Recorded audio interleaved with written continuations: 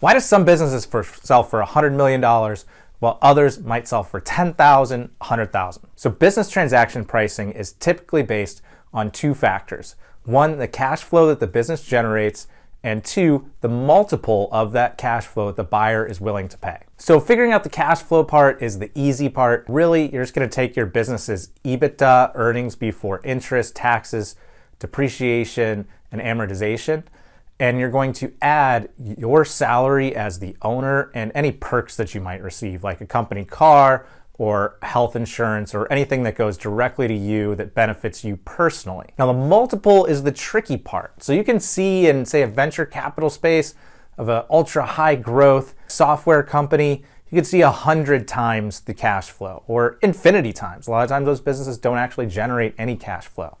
But in the Main Street world where most businesses preside, you're going to find some multiple of cash flow, typically between 1.5 and 6 times for most business sales. Now that multiple is going to be driven by lots of factors to figure out where you're going to fall inside that range. Number one is how involved are you in the day-to-day activity of the business? Any business where the owner is doing all or most of the work is going to sell at a much lower multiple, because really a bigger portion of that cash flow is really the salary you're receiving for the work that you're doing versus the actual profits generated by the business. And that's going to be a bigger portion of the cash flow for a smaller business than it is for a bigger business. If you have a big $5 million a year profit business, the owner's salary isn't going to be a big part of that. If you have a business that's generating $75,000 and the owner's working full-time to generate that $75,000, really probably all of that $75,000 is the salary to pay the owner for the work that they're doing. So a buyer is not going to pay a big multiple on that salary portion. Number two, it's going to be customer concentrations. If you generate most or all of your revenue from just one or two clients, then that business, it's very risky for a new buyer to come in because they really don't know if that big customer is going to stay with the company after you're gone. Maybe they stayed because they've worked with you for 20 or 30 years and they've been thinking about going with someone else, but they didn't because of the loyalty to you. As a new buyer comes in, that loyalty's gone, and then that customer is going to leave. So buyers are going to have to account for that and what they pay for it. So they pay a much lower multiple for businesses with concentrated customer base and to some extent also a concentrated supplier base. So if you have issues with suppliers. But if you have a business that has thousands or 100,000 different clients, then the buyer is not worried about losing one or two individual customers. The business will be fine, the business will go on. So the more customer concentration you have, the lower the multiple the business is going to get, the more diverse your customer base, the higher the multiple. Number three is how dependent are the sales on the owner?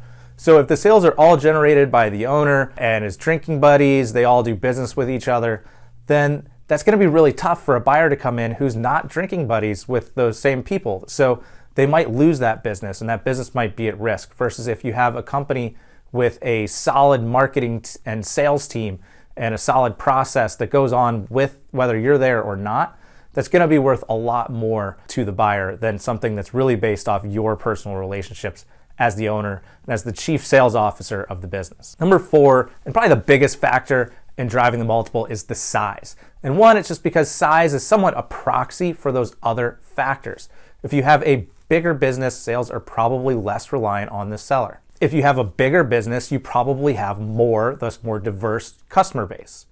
If you have a bigger business, the higher portion of the cash flow is actually associated with profits from the business rather than salary to the owner for the work that they're doing. So really, size is the biggest driver of valuations, but somewhat is because size is a proxy for those other factors. So if you're looking to sell your business at a higher valuation, you need to start thinking about where your business fits into those major valuation categories. And in what areas can you improve? Can you work to bring in a general manager that takes over some of your responsibilities? Can you diversify your sales process by implementing a marketing and sales process that's independent of you? Do you need to grow the business? Do you want to make an acquisition that could dramatically increase the size of the company, thus increasing the multiple? Now, if you really want to sell for the highest price, you're going to need to let that process run for a little while. You can't just hire a general manager and then go list the business for sale the next day. They need to be in place for a year or two. The same with building a marketing and sales structure. That's not going to happen overnight. So you're going to need to put it in place, run for another year or two. So ideally, to get the highest price, you've got to start implementing changes, run them for a year or two, and then you're going to be positioned to sell for the best possible price. So drop any questions you have about getting ready to sell a business in the comments, and reach out to us if you're ready to sell your business or you want to start prepping your business for sale.